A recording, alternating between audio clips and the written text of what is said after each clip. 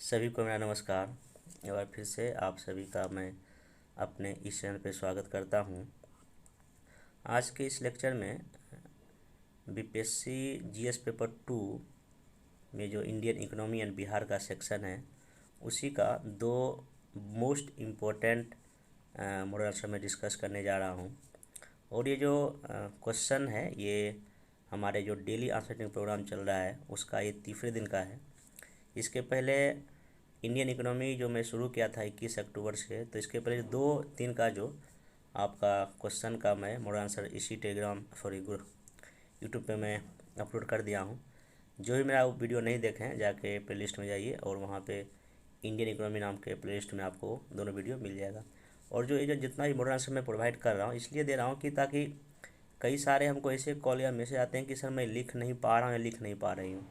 तो सिर्फ मैं आप लोग को जो लिखने जो नहीं आ रहा है या कैसे स्टार्ट करें मेंस का आंसर राइटिंग, इसलिए मैं ये डेली कम से कम 2 इंडियन इकोनॉमी का मॉडल आंसर प्रोवाइड कर रहा हूँ। खास करके सबसे दिक्कत आ रहा है सेकंड पेपर में। सेकंड पेपर जो कि थोड़ा डायनेमिक है, पॉलिटी का भी सेक्शन डायनेमिक है, इकोनॉमी का भी सेक्शन डायनेमिक होता है और साइंस टेक का तो अप्लाइड पूरा होता है। तो इन फर्स्ट पेपर में सेकंड पेपर में नए लोगों को दिक्कत आना लाजमी है। इसलिए जो मेरे पास जो एक्सपीरियंस है मेंस को लिखने को, तो वही आप लोग के साथ शेयर कर रहा हूँ। और एक बेहतर जो मॉडल आंसर होना चाहिए वो मैं आप लोग को प्रोवाइड कर रहा हूँ। और सबसे बड़ी बात है, जिनको भी आंसर राइटिंग प्रोग्राम नहीं आता है वो इनसे बहुत कुछ सीख सकते हैं हमारे मॉडल आंसर से। और कई सारे हमको मैसेज या कॉल आ रहा है कि नहीं आप जो बता रहे हैं उससे हमको काफ़ी फ़ायदा हुआ है। अगर किन्हीं को हमारे इस डेली आंसर राइटिंग प्रोग्राम से जुड़ना है तो नीचे दिए गए व्हाट्सएप नंबर पर कॉन्टैक्ट कर लें और वहाँ पर आपको सारी प्रक्रिया प्रोसेस बता दिया जाएगा। और ये अभी तक जो मेरा लगभग 4 अक्टूबर से मैं स्टार्ट किया था जीएस पेपर, तो जिसमें कि अभी तक इंडियन हिस्ट्री कंप्लीट हो चुका है, इंडियन पॉलिटी भी कवर हो चुका है और अभी इंडियन इकोनॉमी चल रहा है। और पर डे मैं इसमें टॉपिक देता हूँ, 2 क्वेश्चन देता हूँ और शाम तक उसको लिख के सबमिट करना होता है। और जो मैं कॉपी का जो फीडबैक देता हूँ जो लिख के आता है ग्रुप में, उसको मैं वीडियो बना के देता हूँ ताकि आपका एक बेहतर मूल्यांकन हो सके, कहाँ गलती है कहाँ कमी है।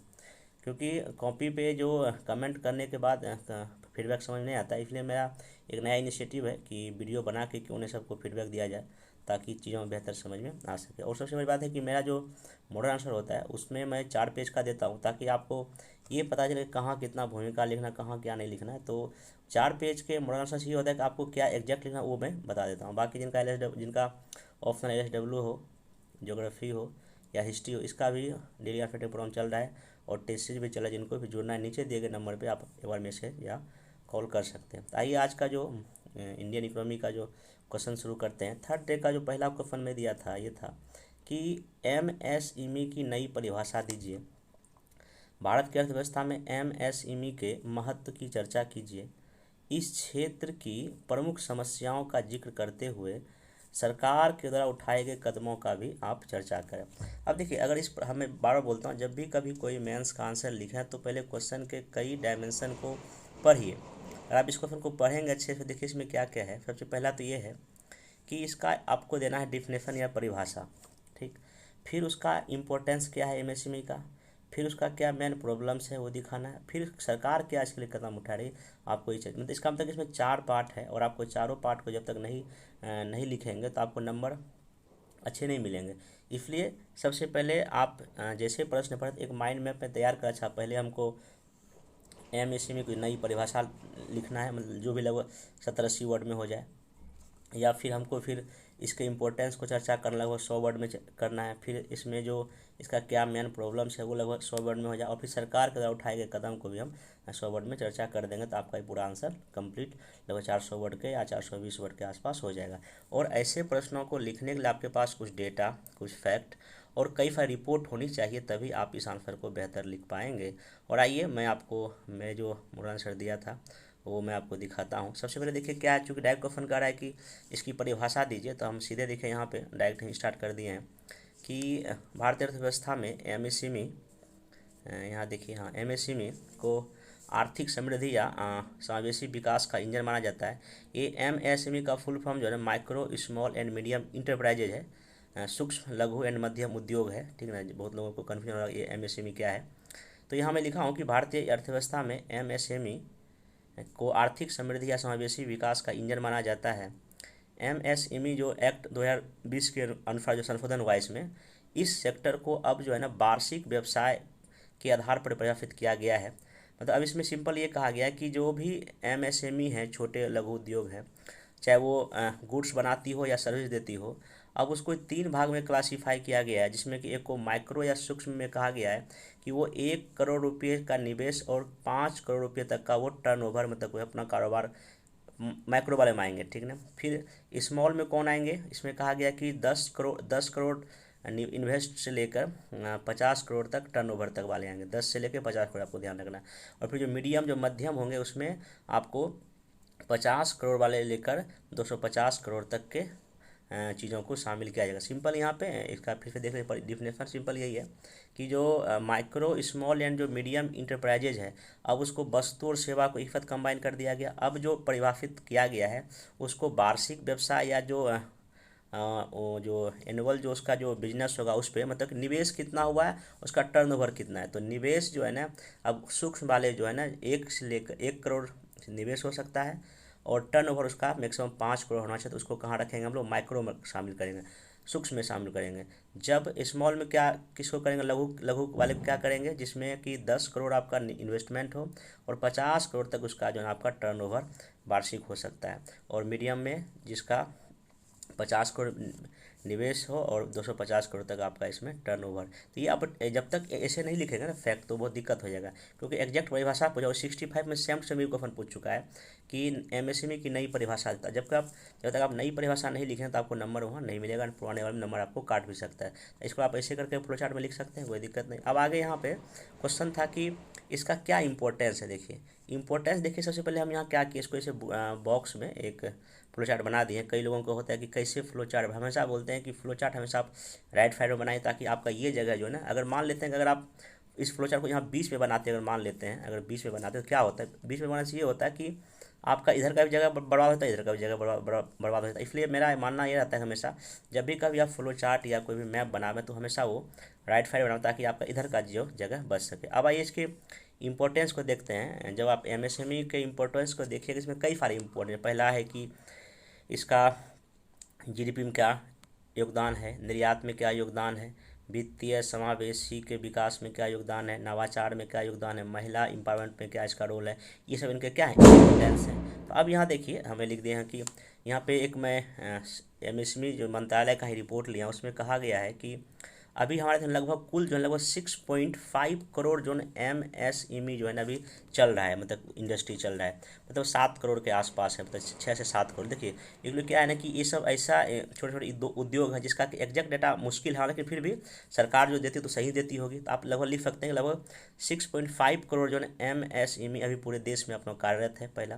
दूसरा बात, लगभग 3.5 करोड़ ग्रामीण क्षेत्र में, मतलब कि लगभग 3.25 करोड़ जो आपका जो MSME जो उद्योग लगा हुआ है, छोटे उद्योग कहाँ पे लगे हुए हैं, ये सब आपको ग्रामीण क्षेत्र में लगा हुआ। और निर्यात में हमारे देश में एक्सपोर्ट जो भी चीज़ होता है उसका 40% इसी क्षेत्र का योगदान है। निर्यात में लगभग 40% जो है ना चीज़ें इसी से आता है, चाहे सर्विस हो या गुड्स हो। GDP में लगभग ये 30% कॉन्ट्रीब्यूशन करता है, जो बहुत बड़ा हिस्सा यहाँ से आ रहा है। उसके बाद सबसे बड़ा इंपॉर्टेंट क्या है, हमारे देश में लगभग 12 करोड़ के आसपास लोगों को डायरेक्ट या इनडायरेक्ट रोजगार दे रहा है। और ये किसका डेटा है, NSSO का 73 में जो सैंपल सर्वे किया था, नेशनल सैंपल सर्वे ऑर्गेनाइजेशन एक संस्था है NSO, उसके अनुसार अभी 12 करोड़ लोगों को डायरेक्ट या इनडायरेक्ट जो है ना ये रोजगार देने का काम करती है। तो ये देखिए इसका अभी तो ये हो गया इंपॉर्टेंट। आगे इसमें महत्व इसमें ये भी है, योगदान ये भी है कि पहली बात ये क्या करती है, प्राथमिक क्षेत्र से जो उत्पादित कच्चा माल की खपत भी करता है, ये भी इसका इंपॉर्टेंस हो गया। और कहीं ना कहीं अगर जब कच्चे माल की खपत करता होगा तो कृषि का विकास होगा, किसानों को फायदा होगा। और सबसे बड़ी बात, खाद्य प्रसंस्करण जो इंडस्ट्री में ये सहायक है। अगला है तीसरा की महत्व ये है कि सामाजिक समावेशन, जो देखिए समावेशन का मतलब ये है कि जो जब सभी लोगों का विकास हो तो समावेशन में इसमें इसलिए सहायक, क्योंकि 65 जो % MSME है वो कमज़ोर वर्गों के द्वारा संचालित किया जाता है, जिनकी इनकम काफ़ी कम है। उसके बाद फोर्थ इसका इंपॉर्टेंस ये है कि महिला एम्पावरमेंट या सशक्तिकरण करने में, क्योंकि 20% MSME का संचालन महिलाएं करती है अपने छोटे घर द्वार में। और लगभग इसमें 24% महिलाएं जो इसमें काम कर रही पूरे देश के पूरे कार्यबल में, मतलब कि काफ़ी अधिक महिलाएं जो इससे लाभान्वित हो रही है।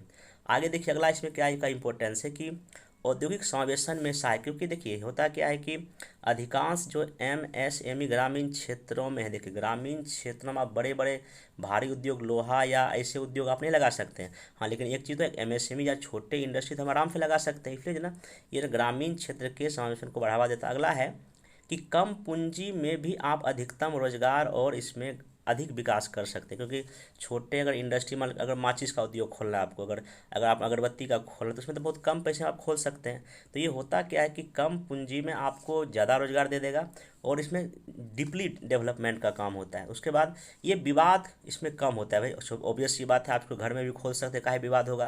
भाई विवाद तो तब होगा जब आप किसी भी इंडस्ट्री को खोलने के लिए आपको ज़मीन चाहिए, ज़मीन की खरीदारी होगी, उसमें कुछ ना कुछ प्रॉब्लम होगा। तो यहाँ तो काफ़ी शांति प्रिय है और औद्योगिक शांति की स्थापना में सहायक होता है।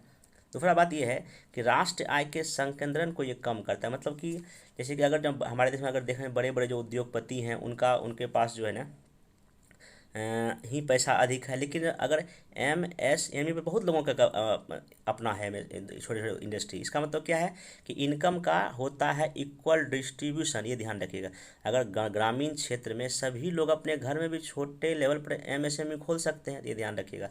इसलिए मतलब ये क्या करता है कि ये भारत के आय के संकेंद्रण को कम करता है। जैसे आपको पता है कि हमारे देश में 10% लोगों के पास ही लगभग 75% कुल राष्ट्र की संपत्ति है, लेकिन ये ऐसा नहीं करता है, ये सबको इक्वल देने का काम करता है, ध्यान रखिएगा।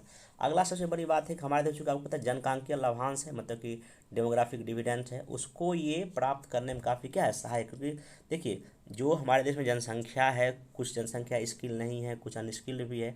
तो MSME में ये खासियत है कि वो अनस्किल्ड लोगों को भी अपने में काम में वो लगा सकती है। तो ये देखिए इसका मेन आपका इंपॉर्टेंस हो गया, आप इसको फिर से देख लीजिए, क्योंकि देखिए एग्जाम में यही क्वेश्चन आएगा। तो आपको अगर डेटा एंड फैक्ट के साथ अगर अपने आंसर को लिखेंगे तो नंबर मिलेगा, क्योंकि कई लोगों का शिकायत होता है कि हमको सेकेंड पेपर में अच्छे मार्क्स नहीं आए। सेकेंड पेपर में अच्छे मार्क्स नहीं आने का बस एक ही रीज़न है कि अकॉर्डिंग टू जो क्वेश्चन है उसका आंसर नहीं होता है और उस आंसर में डेटा फैक्ट नहीं होता। आप मेरा इस अभी तक जितना आपको मैं बताया हूँ उसमें देखिए जहाँ जहाँ हमको डेटा का रिक्वायरमेंट था हम वहाँ यूज करो। मैं पहले वीडियो में बता चुका हूँ, अगर आपको एग्जैक्ट डेटा याद नहीं तो आप लगभग लिख के काम चला सकते हैं। जैसे कि मैं यहाँ पे लिखा हूँ ना कि निर्यात में 40%, यहाँ आप लगभग भी लिख सकते हैं, कोई दिक्कत, क्योंकि एग्जैक्ट डेटा एग्जामिनर को बात पसंद है कि एग्जैक्ट डेटा कहाँ से याद होगा। हाँ, लेकिन एक इन्हीं का आप बहुत ही कम लिखना या बहुत ही गैप दे के लिखना चाहिए नहीं, हाँ उसके आसपास भी लिखने में कोई दिक्कत इसमें नहीं है। आ गया ये महत्व हो गया। महत्व के बाद आप देखिए चूँकि क्वेश्चन का डिमांड था कि क्या चुनौतियाँ हैं MSME को लेकर, क्या हमारे देश में समस्याएँ हैं। तो देखिए मैं फिर यहाँ क्या किया, समस्याओं को इस तरह से एक फ्लो चार्ट मैंने क्या कर दिया, दिखा दिया। अब देखिए क्या क्या चुनौतियाँ हैं। पहला वित्त और साख की समस्या है, तकनीकी समस्या है, नियामकीय समस्या है, गुणवत्ता की समस्या है, मार्केटिंग की समस्या, विपणन की समस्या और दक्ष मानव संसाधन की कमी है MSME के क्षेत्रों में। अब देखिए मैं यहाँ से बारीकी से सब चीज़ों को लिखा हूँ। पहले देखिए यहाँ वित्तीय समस्या में क्या लिखा हूँ, इस क्षेत्र को कुल ऋण लगभग चाहिए कितना, 36 ट्रिलियन चाहिए हर एक साल, लेकिन उपलब्ध कितना हो पता, मुश्किल से $16 ट्रिलियन ही जो है ना इसको उपलब्ध हो, मतलब $20 ट्रिलियन की इसको ऋण की कमी होती, बस सिंपल है। मतलब कि इनको वित्त की काफ़ी कमी है, इतना भी लिख के काम चला सकते हैं। उसके बाद बड़ी बैंकिंग जो कंपनियां हैं छोटे छोटे MSME को लोन देना नहीं चाहती, जो कि सबसे बड़ी समस्या हमारे देश में।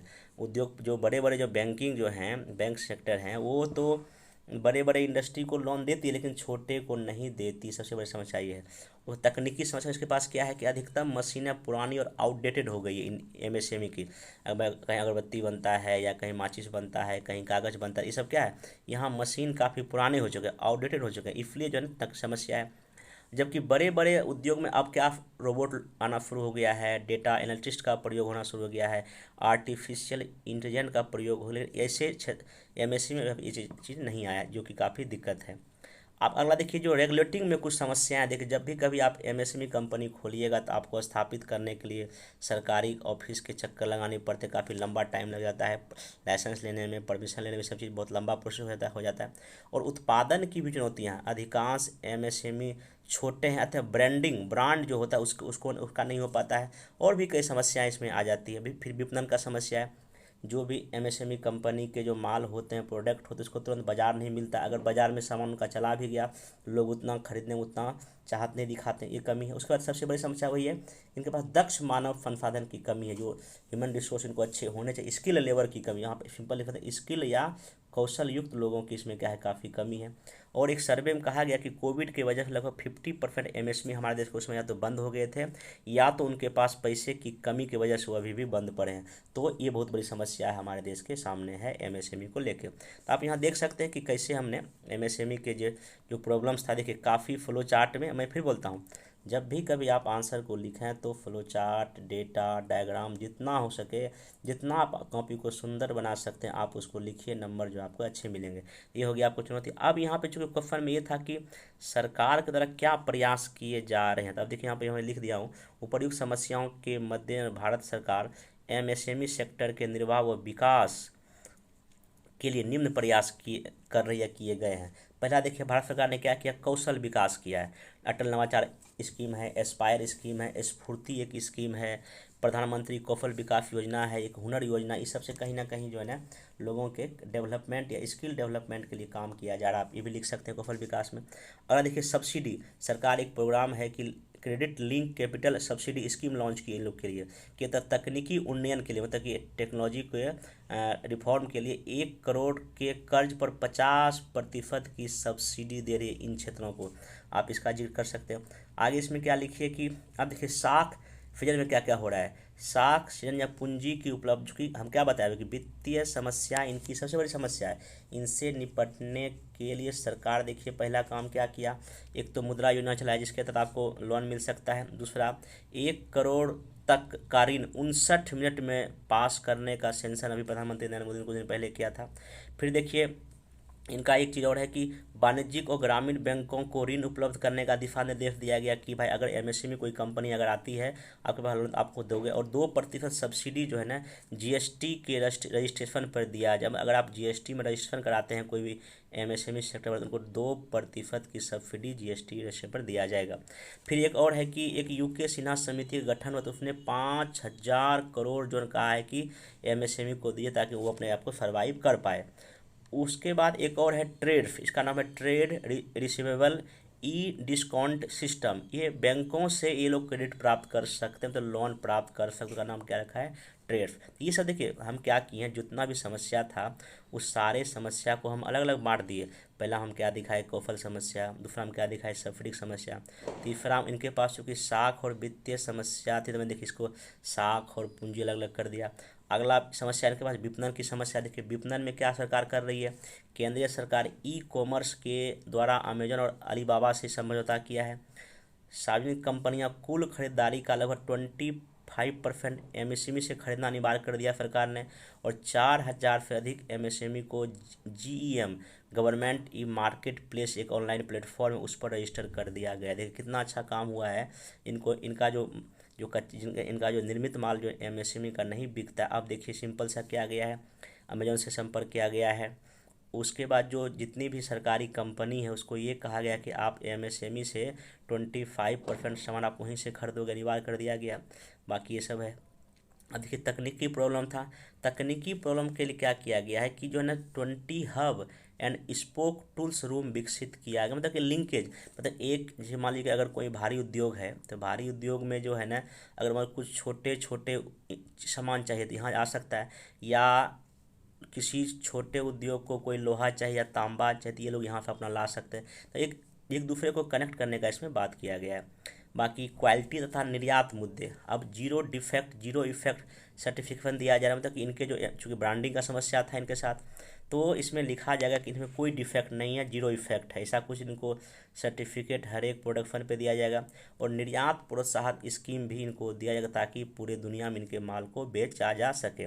फिर देखिए ईज ऑफ डूइंग बिजनेस के तहत सरकार क्या कर रही है, सभी श्रम कानून को 4 भाग में सरकार बांटी है। जैसे कि मजदूरी जो भुगतान है या वेतन है का, सबको 4 श्रम कानून हमारे देश के, पहले 36 से लेकर 40 जितने भी श्रम कानून थे उसको 4 में बांटने का कोशिश किया। बाकी कंप्यूटर आधारित उत्पाद निरीक्षण की नियुक्ति कर रही है ताकि जो कभी एमएसएमई में कोई समस्या है उसका निरीक्षण किया जा सके।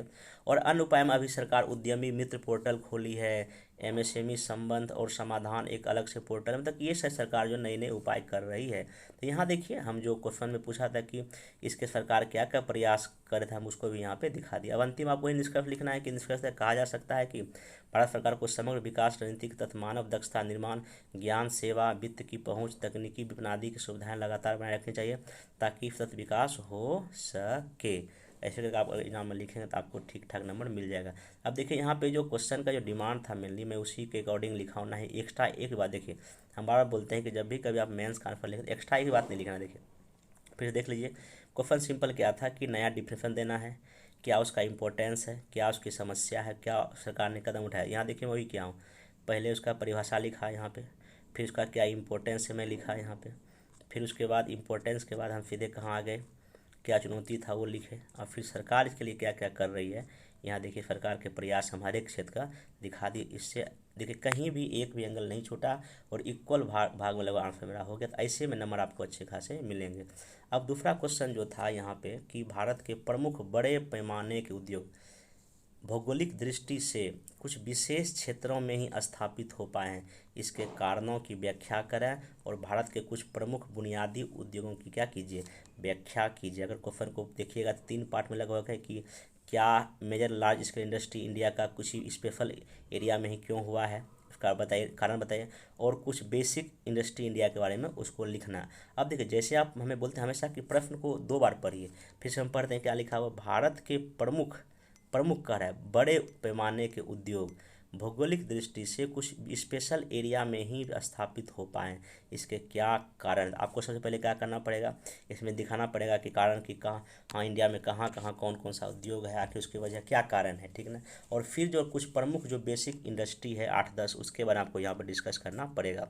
तो यहाँ पे क्वेश्चन का मेनली 2 पार्ट है, एक तो क्या उसका कारण है और फिर उसका क्या इसका बुनियादी है। तो आपको अगर 2 ऐसे ही लिखेंगे तो आपको अच्छे नंबर मिलेंगे। अब आइए यहाँ पे मैं सबसे पहले, क्योंकि ये 63rd बीपीएससी में क्वेश्चन पूछ चुका है, 63rd बीपीएससी में जो खुद एग्ज़ाम दिया था मेंस का, तो उसमें मैं देखिए अपना ही पहले कॉपी दिखाता हूँ मैंने क्या लिखा था, और फिर बाद में मैं अपना खुद का अभी जो आपको मुनाफा दिखाऊंगा, दोनों में दिखाऊंगा क्या अंतर है और कैसे क्यों हमको इसमें 21 नंबर मिला। अगर जो इसमें और भी 2-3 नंबर बढ़ सकता है, हालांकि 21 नंबर उस समय लगभग मेरे ख्याल से अच्छा खासा नंबर था, क्योंकि अभी तो सेकंड पेपर में मुश्किल से किसी को 12 किसी को 13 दे रहा है, और खास करके 63rd जो मार्किंग जो खराब हुआ है, लेकिन फिर उस समय हमको 21 नंबर इकोनॉमिक्स में था और किसी में तो 22-23 भी था। मैं पहले भी कॉपी आटे अपना दिखा चुका हूँ।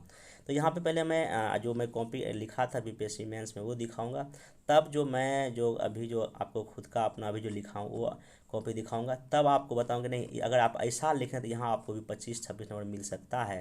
देखिए मेन है कंटेंट, अगर अच्छे कंटेंट लिखेंगे, अच्छे डेटा के साथ अगर आंसर को लिखेंगे तो नंबर एग्जामिनर देता है, ऐसा वक्त नहीं देता है, हाँ देता है, लेकिन आपको अच्छे से लिखने पड़ेंगे। चलिए ऐसे से पहले हम यहाँ देखते हैं कि ये जो क्वेश्चन था, पहले मैं इसका बीपीएससी में क्या आंसर लिखा। देखिए बीपीएससी जो मैं आंसर लिखे सिंपल क्या लिखा था भूमिका में, ये 8 नंबर का प्रश्न था 63rd बीपीएससी सेकंड पेपर में। मैं लिखा हूँ किसी भी देश की अर्थव्यवस्था के लिए उद्योग काफ़ी महत्वपूर्ण होता है। भारत जैसे विकासशील देश के लिए उद्योग न केवल कच्चे माल की खपत करता है बल्कि देश के 30% जनसंख्या को रोजगार भी उपलब्ध कराता है। मैं यहाँ पे एक फैक्ट या डेटा यूज किया हूँ और फ्लो में लिखा हूँ, ठीक है, एक ध्यान रखिएगा। आगे मैं क्या लिखा हूँ, किसी भी देश में कई तरह के उद्योग स्थापित होते हैं, जैसे कि उद्योग के प्रकार लिख दिया, भारी उद्योग, खनिज उद्योग, कृषि उद्योग, ये सब लिख दिया मैं, ठीक है। फिर मैं लिखा कि भारत में प्राय सभी प्रकार के उद्योग विशेष भौगोलिक क्षेत्र में ही स्थापित हैं, क्योंकि उद्योग की स्थापना के पीछे कई कारक जिम्मेदार होते हैं। जैसे भारत के पूर्वी क्षेत्रों में बोकारो स्टील प्लांट है, मतलब कि मैं डायरेक्ट मैं क्या कर दिया कि प्रश्न की डिमांड पर ही आ गया, मैं एक्स्ट्रा कुछ लफाजी नहीं किया। फिर मैं एग्जांपल दे दिया बोकारो स्टील, दुर्गापुर दे दिया, ठीक ना। फिर अहमदाबाद महाराष्ट्र का कपड़ा उद्योग जिक्र कर दिया, मतलब सारे मैं एक पैराग्राफ में एग्जांपल दिया कि हाँ भाई देखिए कि कुछ कुछ एरिया में हमारे देश में उद्योग है। अब फिर मैं ये क्यों ऐसा है, यहाँ देखिए मैं बात कारण बताया। देखिए मैं ऐसे कारण का फ्लोचार्ट बनाया था कि यहाँ पे आपका देखिए कच्चे माल, पानी, बाजार, वित्त, श्रम, उद्योग नीति आधार, मैं यहाँ पे दिखा दिया क्या क्यों ऐसा है, ठीक है। अब फिर मैं क्या किया, फिर मैं एग्जाम्पल के साथ कि झारखंड, पश्चिम बंगाल, उड़ीसा, छत्तीसगढ़ में मुख्य स्टील पावर प्लांट है, क्योंकि यहाँ यहाँ लोएस्ट गैस के अनुकूल है, वहीं कोयला भी उपलब्ध है। सबसे महत्वपूर्ण में यहाँ लिखा था कि पानी की उपलब्धता है। असम का मैं एग्जांपल दिया, महाराष्ट्र में तेल रिफाइनरी उद्योग इसलिए स्थल क्योंकि वहाँ कच्चे माल की प्राप्ति है। फिर महाराष्ट्र में कपड़ा का जिक्र किया, बिहार में उत्तर पूर्व में मैं गन्ने का जिक्र किया, ठीक ना। फिर मैं यहाँ जूट का भी जिक्र कर दिया था। आधुनिक भारत के विकास में बुनियादी, अब यहाँ पे मैं फर्स्ट पार्ट खत्म कर दिया। आगे मैं यहाँ क्या किया कि आधुनिक भारत में विकास में बुनियादी उद्योग की महत्वपूर्ण भूमिका रही है। द्वितीय पंचवर्षीय योजना के अंतर्गत भारत में कई आधारभूत उद्योगों की स्थापना हुई जो आज भी निरंतर जारी है। फिर अब ये हो गया फर्स्ट पार्ट। आप देखिए मैं सेकंड में लिखा हूँ कि भारत के प्रमुख आधारभूत उद्योग में लिखा हूँ कि लौह स्टील है, एल्युमिनियम है, उर्वरक है, कपड़ा है और तांबा सिलिकॉन में यहाँ पे लिख दिया। अब यहाँ पे मैं लिख दिया कि प्रमुख कहाँ कहाँ है, जैसे भिलाई स्टील में, दुर्गापुर, बोकारो स्टील, ये सब मैं जिक्र किया था। तो तब जाके मैं अंत में निष्कर्ष हम कर दिए थे, कहते हैं विकास में उद्योगों की भूमिका निर्णायक है, इसलिए भारत सरकार द्वारा मेक इन इंडिया कार्यक्रम की शुरुआत की गई। तो आशा है कि आने दिनों में इसका विकास को बढ़ावा मिलेगा। इसमें हमको कितना दिया था, 21 नंबर दिया था। अब देखिए यहाँ पे हमको ये लगता है क्या क्या कमी, अभी आपको मैं जो अपना भी करंट का जो दिखाऊंगा मोड़ा प्रश्न पता चल जाएगा। ये मेरा उस समय का कॉपी था। अभी देखिए मैं इसी प्रश्न को कैसे लिखा हूँ, अगर आप ऐसे अगर हम उसमें लिखते तो हमको भी इसमें आराम से 24-25 नंबर मिल सकता था। आइए देखिए, तो यहाँ से पहले हम क्या किए हैं कि लिखे हैं कि किसी उद्योग के किसी विशिष्ट क्षेत्र अथवा स्थान में उपलब्ध सुविधाओं के परिणामस्वरूप स्थापित होने को उद्योगों का स्थानीकरण कहते हैं। भारत में भी उद्योगों की स्थापना उसी क्षेत्र में हुआ है जहां अनुकूल कारक मौजूद है। 2011-12 की कीमतों पर देश की अर्थव्यवस्था में उद्योग का योगदान लगभग हम 30% यहाँ पे दिखा दिए। अब देखिए यहाँ पे हमने क्या किया है कि हमने यहाँ अपनी भूमिका बता दिया कि किसी भी उद्योग की स्थापना वहाँ के कुछ फैक्टर पर डिपेंड करता है, ठीक है। मैं यहाँ भूमिका की बात को लिख दिया। फिर मैं यहाँ क्या किया, देखिए बगल में एक न बताया क्या, मैं एक बनाया मैप, जबकि मैं जो बीपीएससी में जो आंसर लिखा था कहीं भी एक भी मैंने मैप का जिक्र मैप बनाया ही नहीं था। वहाँ एक जो होता है क्या कि जब एग्जाम में आप बहुत फास्ट लिखते हैं तो आपका माइंड वहाँ क्लिक नहीं करता क्या चीज़ लिखना है क्या चीज़ छोड़ना है, इसलिए मैं वहाँ, जबकि हम मैप का बेहतर प्रैक्टिस करके गए थे लेकिन फिर वहाँ उसमें मैप हम नहीं बना पाए। तो मैप नहीं बनने से हो सकता है एक नंबर कट जाता है, क्योंकि वैसे प्रश्नों में आपको मैप तो दिखाना ही पड़ेगा। इसलिए मैं बोलता मेरी कमी क्या रही उसमें, मैंने इस तरह का एक मैप जो है वहाँ पे ड्रॉ नहीं किया। अगर एक मैप ड्रॉ करने से आपका 1-2 नंबर आराम से बढ़ जाता है। और मैं दिखा देता कि हाँ देखिए यहाँ पे लौह उद्योग है पूर्वी क्षेत्र में, यहाँ सूती वस्त्र उद्योग, यहाँ तांबा उद्योग, और भी कुछ को डॉट डॉट दे के हम दिखा देता आपको, उसमें मेरा जो नंबर बढ़ जाता। इसलिए मैं बोलता हूँ कि मेरे उस कॉपी से सीखिए कि आखिर क्यों हमको 21 नंबर ही मिला, उसमें 22-23 क्यों नहीं मिला, जबकि और दूसरे क्वेश्चन में हमको 22-23 मिला है। तो यहाँ 1 नंबर क्यों काटा, क्योंकि हमने वहाँ पे चीज़ों को कम लिखा। तो आप इसको ध्यान, अब जब भी कभी आप कॉपी लिखेंगे अपना आंसर लिखेंगे तो उससे सीखिए। और देखिए मेरा जो यूट्यूब पे बस यही प्रयास है कि सबसे बेहतर क्या हो आपके लिए वो करना। अब देखिए यहाँ पे मैंने यहाँ पे दिखा दिया कि मैप में कि कहाँ कहाँ क्या ये हो गया। अब फिर बगल में यहाँ मैं दिखा दिया उद्योगों की स्थापना को कौन कौन से चीज़ें प्रभावित करती है। मैं यहाँ दिखा दिया भौतिक कारक, आर्थिक कारक, ऐतिहासिक कारक, राजनीतिक कारक और अन्य कारक। हालांकि उसमें भौगोलिक कारक पूछा तो भौगोलिक में भी लिख सकते हैं, लेकिन मैं यहाँ पे ओवरऑल दिखाने का प्रयास कर रहा हूँ। अब यहाँ देखिए मैं क्या लिखा हूँ कि भारत के बड़े प्रमुख उद्योग भौगोलिक दृष्टि से विशेष क्षेत्र में स्थापित होने के क्या कारण हैं। अब पहला मैं क्या लिखा हूँ, भौतिक कारक या भौगोलिक कारण, यहाँ पर ठीक है। देखिए अब देखिए यहाँ पे क्या लिखा हूँ, कच्चा माल। आपको पता है कि कच्चा माल जहाँ होगा वहीं बड़े बड़े उद्योग लगे, जैसे कि भारत के पूर्वी राज्यों में से पश्चिम बंगाल, उड़ीसा, झारखंड में लौह इस्पात और कोयला भंडार है। अतः अधिकतर लौह इस्पात उद्योग इसी क्षेत्र में है। मैं एग्जाम्पल दिया जमशेदपुर, राउरकेला, दुर्गापुर, बोकारो दे दिया। अब देखिए यहाँ पे जो इस तरह से मेरा इतना सिस्टमेटिक वे में पहला आंसर नहीं था जो बीपीएससी में लिखा था। फिर मैं लिखा हूँ मैं, क्योंकि यहाँ पे देखिए आप यहाँ देखिए मैं डायरेक्ट जो शुरू क्या कर दिया, इतना कारक लिख के मैं डायरेक्ट यहाँ पे एग्जाम्पल के साथ लिख दिया। लेकिन ऐसा मैं ना कच्चा माल ये सब जो भौतिक कारक अलग अलग डायमेंशन में नहीं किया था। अगर ऐसा करते तो हमको अच्छे नंबर मिल जाता। फिर यहाँ देखिए मैं दिखाया गन्ना उद्योग का विकास मुख्यतः यूपी महाराष्ट्र में हुआ है। सीमेंट उद्योग पड़ा है चूना पत्थर क्षेत्र में, जैसे कि राजस्थान में हुआ, या बिहार में आप सासाराम डिस्ट्रिक्ट का नाम लिख सकते हैं। फिर देखिए विद्युत, अब विद्युत भी डिपेंड करता है कहाँ उद्योग लगेगा। उद्योगों में मशीन को चलाने के लिए शक्ति की आवश्यकता होती है, जैसे कि शक्ति के मेन सोर्स क्या है, कोयला है, जल विद्युत है। एग्जाम्पल में लिखा हूँ कि दामोदर घाटी निगम जो है पश्चिम बंगाल में, वहाँ से जल विद्युत उस इलाके के कई सारे जो इंडस्ट्री को जाता है। अगला परिवहन, देखिए परिवहन चूँकि किसी उद्योग को लगने के लिए उद्योगों तक कच्चा माल ले जाने में और वहाँ से निर्मित माल को बाजार तक पहुँचाने में बिना परिवहन का तो होगा नहीं। इसलिए मैं लिखा हूँ कि उद्योगों के कच्चे माल तक पहुंच और निर्मित माल को बाजार तक पहुंचाना आवश्यक है। दिल्ली, बम्बई, कलकत्ता आखिर बड़े महानगरों में क्यों उद्योगों का विकास हो, क्योंकि यहाँ अच्छे यातायात के साधन हैं। फिर बाजार तो सबसे बड़ी चीज़ है, उपभोक्ता तो होना बहुत ज़रूरी है। तो निर्मित वस्तुओं की खपत है तो ज़रूरी है, क्यों? जैसे वस्त्र उद्योग बम्बई और अहमदाबाद में क्यों है? क्योंकि यहाँ पे बड़ा ये बाजार है। तो आप ऐसे करके एग्जाम्पल को पुट कर सकते हैं। देखिए, जब तक आप एग्जाम्पल नहीं देंगे तब भी आपका नंबर नहीं मिलता है। फिर यहाँ देखिए आप लिखेंगे क्या, श्रम लेबर, कि आज भले ही उद्योगों में ऑटोमेटिक मशीन या कंप्यूटर का प्रयोग बढ़ा है, परंतु मानव श्रम को प्रतिस्थापित करना संभव नहीं है। अतः उद्योगों की स्थापना सस्ते और कुशल श्रम पर ही निर्भर करता है। आप लिखेंगे यहाँ जैसे कि जूट उद्योग है या चाय उद्योग है या कपड़ा उद्योग है, इस सब में आपको बिना श्रम का काम नहीं चलने वाला है, इसे लिख सकते हैं। फिर यहाँ अगला मैं लिख दिया भागलपुर में सिल्क उद्योग है, ठीक ना। फिर फिरोजाबाद में शीशा का उद्योग है, ये सब श्रम पर आधारित है। अगला सस्ती भूमि और जलापूर्ति, जब तक सस्ती भूमि नहीं मिलेगा तो आप उद्योग कैसे खोलिएगा? दिल्ली में भूमि महंगी होने की वजह से ही उद्योग का विकास अब मेरठ, गाजियाबाद, नोएडा सब क्षेत्रों में हो रहा है। दिल्ली में विकास होता है क्योंकि हम एक तो ज़मीन है भी नहीं और है भी तो बहुत महंगी। बाकी जलापूर्ति, कई सारे इंडस्ट्री को जल चाहिए, इसलिए जलापूर्ति होना है आवश्यक है। फिर ये तो हो गया मैं भौतिक कारक में इसको बांट दिया। कई देखिए मैं एक बार बोलता हूँ, जब भी कभी कोई आंसर आप लिखें तो कोई भी लीकेज नहीं छोड़ें, हर एक लीकेज को भर दें। मैं यहाँ पे देखिए भौगोलिक कारक लिख दिया, ठीक है। फिर इसका मैं देखिए मैं यहाँ पे क्या किया, अगला मैं लिख दिया आर्थिक कारक, शॉर्ट में है कि भाई पूंजी निवेश जहाँ अधिक होगा वहाँ अधिक उद्योग लगे। जैसे कि जितना भी तटीय राज्य हैं, जैसे कि केरला है, महाराष्ट्र है, गुजरात में, वहाँ निवेश बहुत अधिक होता है, इसलिए ऐसा हुआ है उद्योगों का विकास। बैंकिंग सुविधाएं जहाँ ज़्यादा होगा, जैसे बम्बई में, दिल्ली से बैंकिंग सुविधा बहुत ज़्यादा, वहाँ अच्छे उद्योग खुलेंगे।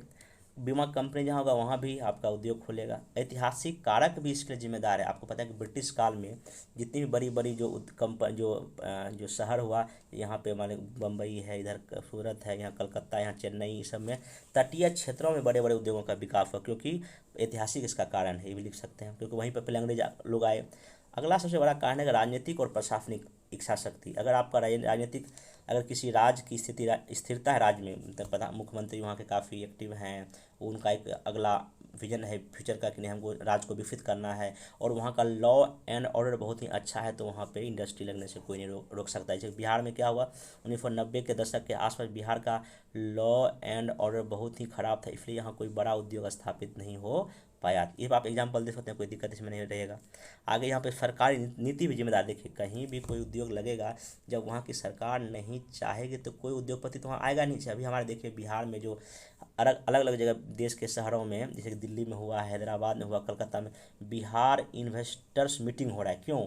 ताकि ये सरकार की नीति है कि भाई आप जो हमारे देश के और जितने भी उद्योगपति बिहार आवें और हमारे यहाँ अपना इंडस्ट्री या फैक्ट्री लगाइए। तो ये सरकारी नीति है, और कई योजनाएं भी जो है ना उद्योगों को लगाने में आपका हेल्प करता है, इसे करके आप लिख सकते हैं। ये तो हो गया कि भाई उद्योगों की स्थापना किन किन बातों पर डिपेंड करता है। मैं इसको लगभग 1 पेज या 1.5 पेज में लिखने का क्या किया हूँ, कोशिश किया हूँ। आप देखिए कैसे, देखिए मेरा फ्लो चार्ट है, कैसे डायग्राम है, आप इसे सीखिए और ऐसे आंसर लिखने का कोशिश करना। आप देखिए मैं यहाँ पे एक क्या किया हूँ, एक एग्जाम्पल अलग से। देखिए मैं अपने कॉपी में, बीपीएससी कॉपी में ये भी नहीं बना पाया था। देखिए अगर हम ये बनाते 1 नंबर में और बढ़ता। यहाँ देखिए मैं क्या किया हूँ, ये देखिए यहाँ पे जमशेदपुर है, मतलब टाटा नगर, यहाँ पे टाटा आयरन इंडस्ट्री, यहीं पे टाटा कंपनी, यहीं पे देखिए जमशेदपुर है।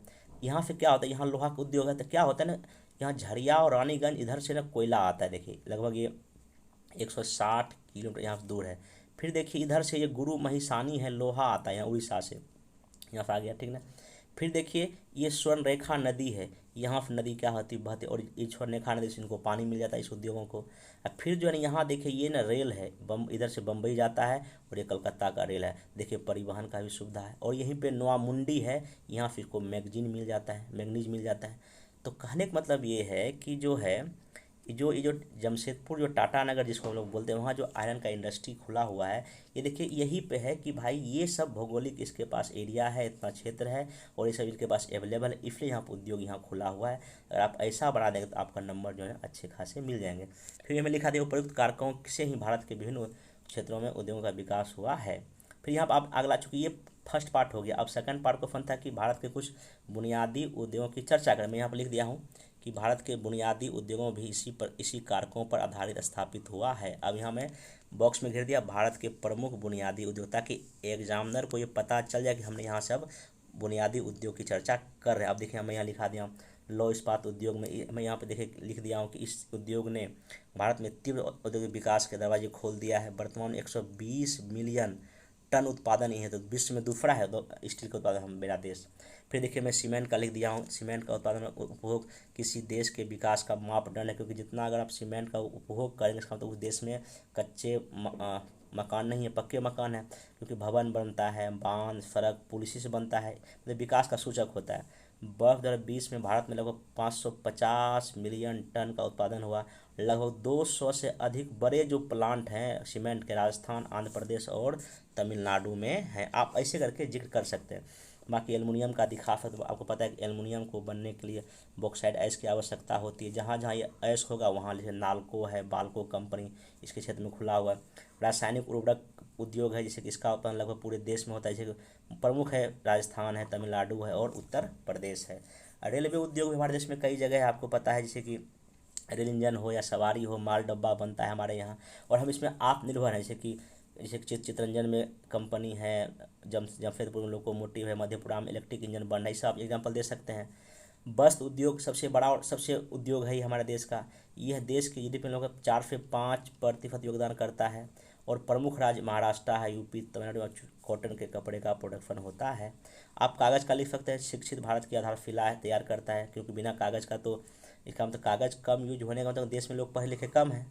अगला मैं यहाँ देखिए चीनी उद्योग का जिक्र करें। चीनी उद्योग आपको पता है कि सूती वस्त्र के बाद हमारे देश का सबसे बड़ा उद्योग है। यहाँ 10 लाख से आसपास यहाँ लोगों को रोजगार मिलता है, और सबसे अधिक लगभग 2-3 करोड़ किसानों को फ़ायदा होता है इस उद्योग, क्योंकि वो अपना गन्ना यहाँ बेच पाते हैं। यूपी बिहार इसका मेन जगह है। फिर जूट उद्योग लिखते हैं कि पश्चिम बंगाल में, पूर्वी बिहार में स्थित है। फिर पेट्रो रिफाइन इंडस्ट्री, जहाँ पे मान लीजिए कि कोई पॉलीमर बनता है, कोई कृत्रिम रेशा यहाँ बनता है। फिर वायुयान निर्माण उद्योग लिख दीजिए, जैसे कि ये बहुत ही तेज बढ़ता उद्योग है। प्रमुख कंपनी हेल का नाम लिख सकते हैं, हिंदुस्तान एरोनॉटिक्स लिमिटेड। अगला जहाजरानी उद्योग, भारत में पहला कारखाना 1941 में इसका खुला था जहाजरानी का। प्रमुख कंपनी हिंदुस्तान शिपयार्ड विशाखापत्तनम में है, ये मझगांव डॉक बम्बई में, ये सब प्रमुख जहाज बनाने वाली कंपनियां हैं। इसके अलावा भी मोटर गाड़ी है, ट्रैक्टर है, कार है, टेलीफोन उद्योग भारत में है। आप उतना जिक्र भी करेंगे तो आपका समय नहीं बचेगा, इसलिए मैं इसको जो मेन इंपॉर्टेंट आफातार था उसको मैं यहाँ पे लिखने का प्रयास किया। तो बुनियादी मतलब जो बेसिक, हालांकि बुनियादी में तो लोहा ही आता है, लेकिन लोहा से जुड़ा हुआ ही कहीं ना कहीं सीमेंट हो गया, एल्युमिनियम हो गया, और भी जो रेलवे का उपकरण हो गया, जो है कि आपका तो पेट्रोल हो गया, वायुयान करें, लोहा, फिर इसके सब ये आपका बेसिक इंडस्ट्री के तहत आप इसको आराम से लिख सकते हैं। अब अंतिम में देखिए इतना मैं लिख दिया। अब यहाँ पे लिखा क्या, उपरोक्त के अतिरिक्त मोटर गाड़ी ये सब तो ही गया। अब यहाँ लिखा, परंतु अभी भी देश की जीडीपी में योगदान मुश्किल से लगभग 30% ही है, तथा रोजगार में लगभग वही 25 से 27% के आसपास है। मतलब इसका मतलब ये है, आज़ाद हुए हमको 70 साल से अधिक हो गया, लेकिन उद्योगों का उतना विकास अभी देश में नहीं हुआ, जीडीपी उतना नहीं बढ़ा है, अधिक लोगों को इसमें रोजगार नहीं मिल पा रहा। इसका तो कहीं ना कहीं कुछ समस्या है। अतः आवश्यकता है कि उद्योगों से संबंधित सभी वित्तीय और तकनीकी समस्याओं को दूर कर भारत को विकसित राष्ट्र बनाने की।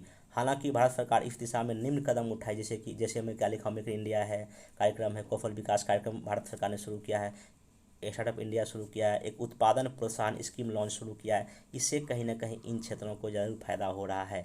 अब निष्कर्षतः यही कहा जा सकता है कि भारत में लगभग सभी प्रकार के उद्योग स्थापित हैं, कई कारकों पर आधारित है।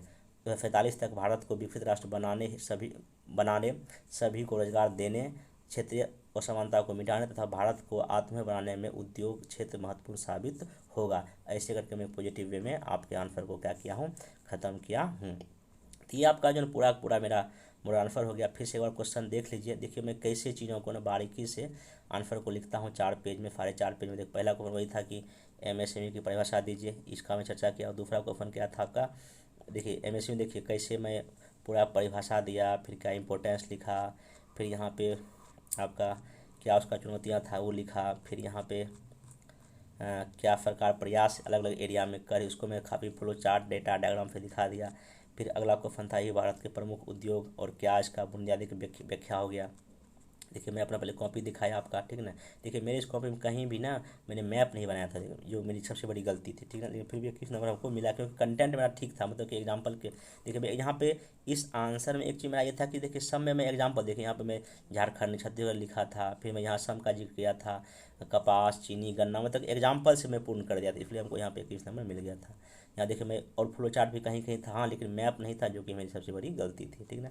ये आप देख, बाकी मैंने देखिए अपना आप वही उसी चीज़ को देखा, मैं फिर से यहाँ आपको लिख के दिखाया हूँ कैसे मैं यहाँ मैप बनाया हूँ, कैसे मैं फ्लो चार्ट बना, बाकी देखिए इतना अच्छे से डेटा डायग्राम जहाँ भी चीज़ें होता है मैं वहाँ पे आपको ये करके दिखाया हूँ। तो आप मेरे इस वीडियो से सीखिए कि मैं पहले क्या लिखा, अभी आपको क्या लिखना चाहिए, जिससे आपको बेहतर नंबर मिले। और मेरा लगभग हर एक चीज़ का, चाहे वो हिस्ट्री हो, पॉलिटी हो, या कोई ऑप्शनल LSW हो, हिस्ट्री हो, ज्योग्राफी, सब में मेरा ऐसा ही आपको मोरल फॉर्म मिलता है, ताकि आप बेहतर प्रयास कर पाएँ।